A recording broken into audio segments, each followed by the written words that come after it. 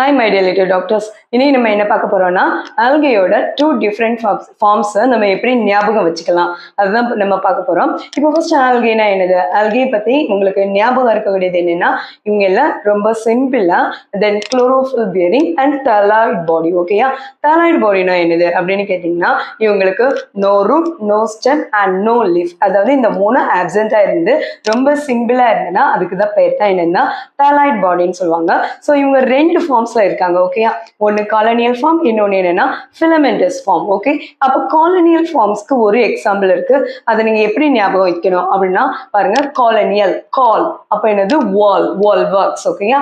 So கால் வால் works. தென் filamentous form, filamentous-ல இந்த லாஸ்ட்ல உள்ள யூவும் எஸ்ஸையும் எடுத்துக்காங்க. You for Ulothrix, S for என்னது ஸ்பைரோகைரா. ஓகேயா? So colonial call wall works, filamentous U for Ulothrix and S for